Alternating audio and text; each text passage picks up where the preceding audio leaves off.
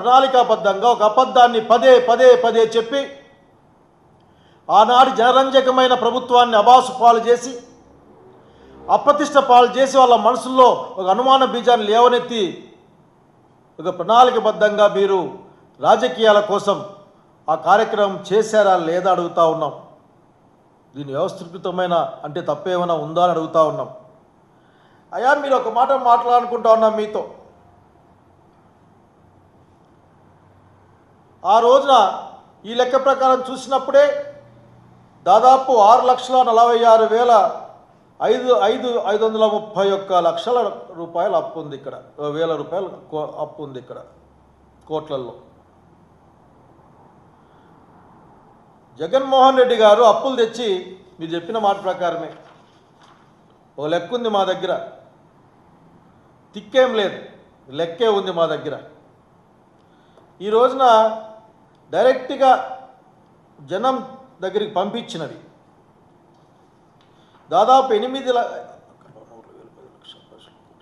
దాదాపు అన్ని బెనిఫిట్లు లెక్కేస్తే 8 కోట్ల పైచిలుకు 8 కోట్ల పైచిలుకు లబ్ధిదారులు. ఒకే లబ్ధిదారుకి అనేకం వచ్చి ఉండొచ్చు, ఆఖరికి ఒకరికి 1, 2, 3 వచ్చే అవకాశం ఉంటుంది. 2,73,756.17 లక్షల కోట్లు.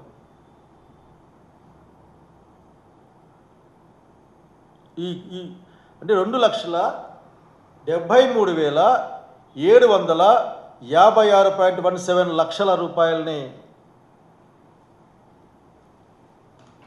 చాలా కష్టంగా ఉంది. కోట్లు లక్షలు మాట్లాడుకోవాల్సి వస్తే ఆఖరి నిజంగా అప్పుడు ఎట్లా చేసి నాకు అర్థం కావడంలే. ఓ లెక్క ఉంది ఇక్కడ. మీరు 1,40,000 కోట్ల రూపాయలు అప్పు తెచ్చారు. అందులో ఈ 9 నెలల లోపలే 1,00,000 కోట్లు డైరెక్ట్గా తెచ్చేసారు అప్పులు. మన బడ్జెట్లో మాట్లాడిస్తే ఏం చెప్పారంటే మీరు అసలుకి 0 అప్పులు మన దగ్గర తెచ్చుకునే శక్తి మాకు, అప్పులు ఇచ్చేవాళ్ళు లేరని చెప్పి కూడా బడ్జెట్లో ఖాళీని నింపుకోవడానికి కూడా ఫిస్కల్ డెఫిసిట్ని నింపుకోవడానికి కూడా మేము అప్పులు తెచ్చుకుంటామని చెప్పిన సంగతి గుర్తు తెచ్చుకుంటూ మాట్లాడుతూ ఉన్నా. మీరు 1,00,000 కోట్ల పైగా అప్పు తెచ్చారు. ఎవరికి ఇచ్చారు? ఏ లబ్ధిదారునికి పంపించారు? ప్రజల లేక పెద్దవాళ్ళ? సమాధానం చెప్పాలి. ఈ రోజున మీరు సమాధానం చెప్పకుండా తప్పించుకుందాం అనుకుంటే లాభం లేదు. తప్పించుకునే అలవాటు మీకు ఫస్ట్ నుంచి ఉంది.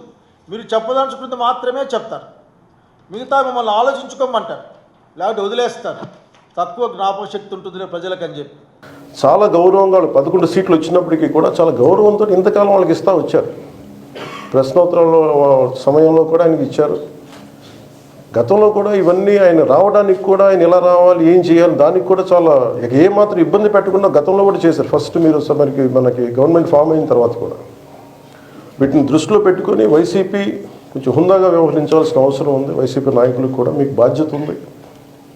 గవర్నర్ గారి ప్రసంగాన్ని మీరు ఆ విధంగా మీరు ప్రశాంతంగా విని దాన్ని వచ్చే జరుగుతున్న సమావేశాల్లో మీరు దాని లోటుపాట్లు మీరు చెప్తే బాగుంటుంది తప్ప ఇలా కూర్చోబెట్టి అరుపులు కేకలు ఇది సమంజసంగా లేదు. అంటే అర్ధాంతరంగా ప్రతిదానికి అసెంబ్లీలోకి రాగానే గొడవ పెట్టుకోవాలి, దేన్నైనా విభేదించాలనేది ఇది ఒక చాలా ఒక లో లెవెల్ ఆలోచన విధానం, లో లెవెల్ స్ట్రాటజీ. అది ప్లీజ్ మీరు అప్గ్రేడ్ అవ్వండి, మీరు అప్లిఫ్ట్ చేసుకొని మీరు కూర్చోబెట్టి డెమోక్రటిక్ ప్రాసెస్కి గౌరవం ఇవ్వండి. మనస్ఫూర్తిగా వైసీపీ నాయకులకి ఇది నా విన్నపం, నా విజ్ఞాపన. This what I would like to say. And నిజంగా కావాలి అంటే మీరు ఈ 5 సంవత్సరాల్లో మీరు ప్రతిపక్ష హోదా మీకు రాదు. అది మీరు మెంటల్గా ప్రిపేర్ అయిపోండి. 11 సీట్లతోటి మీకు ప్రతిపక్ష హోదా ఇవ్వబడదు, రాదు. ఎందుకంటే ఇట్ ఈస్ చంద్రబాబు గారు, గౌరవ ముఖ్యమంత్రి చంద్రబాబు గారు డిసైడ్ చేసేది కాదు, జనసేన డిసైడ్ చేసేది కాదు. దానికి రూల్స్ ఉన్నాయి, దానికి రెగ్యులేషన్స్ ఉన్నాయి, నామ్స్ ఉన్నాయి. ఉదాహరణకి నేనే ప్రభుత్వం మన కేంద్ర ప్రభుత్వం ఫార్మేషన్కి మేము వెళ్ళినప్పుడు పార్లమెంటరీ లీడర్ని ఎన్నుకోవాలి మనం కూర్చున్నప్పుడు ఎన్డీఏ పక్ష నాయకుడు ఎన్నుకోవాలనుకున్నప్పుడు నేను నాయకుల స్థాయిలో నేను కూర్చున్నాను. అదే నేను ఇక్కడ మంత్రిగా ప్రమాణ స్వీకారం చేసేటప్పటికి నన్ను ప్రధానమంత్రి గారి పక్కన నన్ను కూర్చోబెట్టలా. ధోని డిప్యూటీ సీఎం అయినప్పటికీ కూడా అది మంత్రి హోదానే కాబట్టి తిరిగి నన్ను మంత్రులందరూ పక్కనే కూర్చోబెట్టారు తప్ప ప్రత్యేకంగా నన్ను అక్కడ కూర్చోబెట్టారు. That is very specific rules and regulations నడుస్తాయి.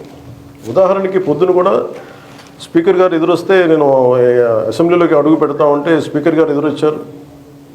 మనకి వచ్చి ఆయన కూడా ఆయనతో పాటు రండి వెళ్తుంటే ముందుకు తీసుకెళ్తుంటే నాకు అనిపించింది, సార్ ఇది డిప్యూటీ సీఎంకి ప్రోటోకాల్ ఉండదు.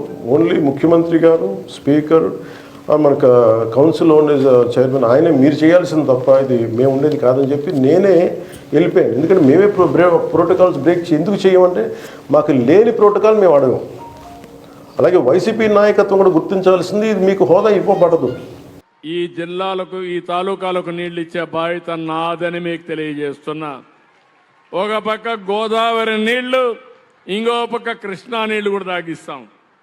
రెండు కూడా అనుసంధానం చేసి ఈ ప్రాంతాన్ని సస్యశ్యామల చేస్తాం.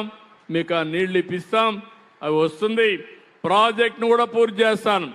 నీళ్లు తేవడమే కాదు, అసలు ప్రాజెక్టు పూర్తి కావాలి. ఇక్కడ చాలామంది ల్యాండ్ ఎక్వేషన్లో భూములు పోగొట్టుకుని ఉన్నారు, వాళ్ళకి నష్టపరిహారం ఇవ్వాలి. అదే మరి R&R ఇవ్వాలి. అవన్నీ కూడా చేసే బాధ్యత తీసుకుని ఈ ప్రాంతానికి అభివృద్ధి చేస్తామని మరొక్కసారి మీ అందరికీ హామీ ఇస్తున్నా. ఆడబిడ్డ నన్ను అడిగింది కానీ ఇంటింటికి పోయి చెప్పాలి, మిమ్మల్ని మోసం చేయడం మంచిది కాదు. నేను వాస్తవం చెప్తున్నాను. చేయకపోతే సమయం పడుతుందని చెప్పాలి తప్ప మేము చేసేస్తున్నానని చెప్పి, చేశానని చెప్పి మిమ్మల్ని మభ్యపెట్టడం అనేది చాలా తప్పుడు విధానం ఇది. కాబట్టి ఇప్పటికైనా అర్థం చేసుకోవాలి మీరు ఏది వాస్తవం, ఏది అవాస్తవం అనేది. వన్ లాస్ట్ క్వశ్చన్, సమయాభావం వల్ల ఇంకా మనకి సత్కారాలు కూడా ఉన్నాయి సార్. లాస్ట్ క్వశ్చన్ అమ్మా, చెప్పాలి, మీ పేరు చెప్పాలి. Good afternoon, sir. This is Yashashvi, MBA second year from Quiz College. Sir, నేను మీకు ఒక క్వశ్చన్ అడగాలనుకుంటున్నాను, అలాగే ఒక విషయం గురించి చెప్పాలనుకుంటున్నాను. ప్రీవియస్గా నేను ఏ న్యూస్ ఛానల్స్ విన్నా అన్నిట్లో బూతులు, తిట్లు ఎక్కువ అయ్యాయి సార్. ఎప్పుడైతే మీరు సీఎంగా రాజకీయాల్లోకి వచ్చారో బూతులు, తిట్లు అనేవి చాలా తగ్గాయి sir. Very thank you for that sir. Next నేను అడగబోయే క్వశ్చన్ వచ్చేసి, మహిళల గౌరవ రక్షణ విషయంలో మీరు అనుకున్నది చేయగలుగుతున్నారా? మా రక్షణకు మీరు ఎలాంటి భరోసాని ఇస్తారు సార్? చాలా సంతోషం, ఐఎమ్ వెరీ హ్యాపీ. మంచి క్వశ్చన్ అడిగావు. ఒకటి మాత్రం గట్టిగా చెప్తున్నా, బూతులు మాత్రం కంట్రోల్ చేశాను. టీవీల్లో బూతులు లేవు, అసెంబ్లీలో బూతులు లేవు, సోషల్ మీడియాలో బూతులు లేవు.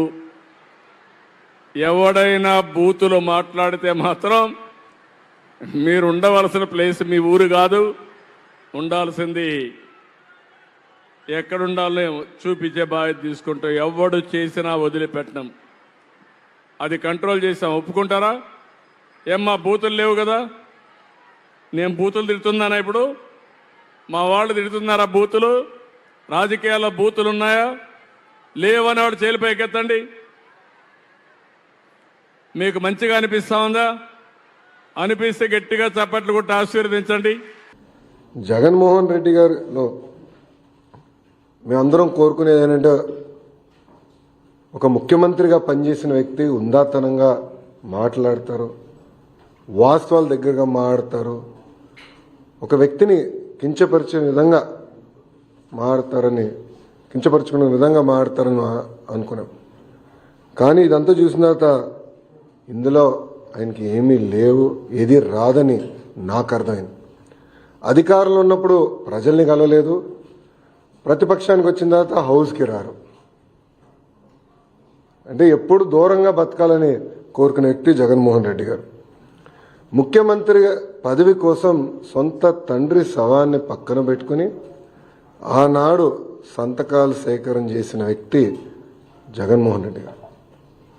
2019 ఎన్నికల్లో సొంత బాబాయిని లేపేసి మేమేదో చేశామన్న నింద మా పైన వేసిన వ్యక్తి జగన్మోహన్ రెడ్డి గారు. ఇంతేకాకుండా ఈరోజు ప్రభుత్వం పైన బడ్జెట్ పైన గౌరవ ఉప ముఖ్యమంత్రి గారి పైన మాట్లాడి చూస్తే నిజంగానే నాకు చాలా ఆశ్చర్యం వేస్తుంది. పరదాల ప్రభుత్వం ఈరోజు పోయింది. అదేవిధంగా బూతులు తిట్టే శాసనసభ్యులు కూడా పోయారు. ఎప్పుడు లేని విధంగా ప్రజల కోరిక మేరకు ప్రజలకు ఏదైతే అవసరం ఉందో అది ఈరోజు బడ్జెట్లో మేము పెట్టుకుంటాం జరిగింది. ఎన్నికల ముందల వై నాట్ 175 అని పదే పదే చెప్పిన వ్యక్తి ప్రజలు 11 స్థానాలు ఇచ్చారు. ప్రజలే మీకు ప్రతిపక్ష హోదా ఇవ్వకూడదని నిర్ణయించుకున్నారు. అది ఆయన ఇప్పుడు కూడా తెలుసుకోకుండా నిన్న చెప్పా వన్డే ముఖ్యమంత్రి కరెక్ట్గా హౌస్ ప్రారంభమయ్యే రోజు మొదటి రోజు వస్తారు. నాకు ప్రత్యేక హోదా క్షమించండి నాకు ప్రతిపక్ష నేత హోదా ఇవ్వాలి అని కోరుకుంటాడు, వెళ్ళిపోతాడు. మళ్ళీ ఎప్పుడు ఆయన కంపడు. అలాంటి పరిస్థితి మనందరం చూస్తున్నాం. ఇప్పుడు ఆయన ఆలోచించాలి, ఎందుకు 11 స్థానాలు ప్రజలు ఆయనకి ఇచ్చారు.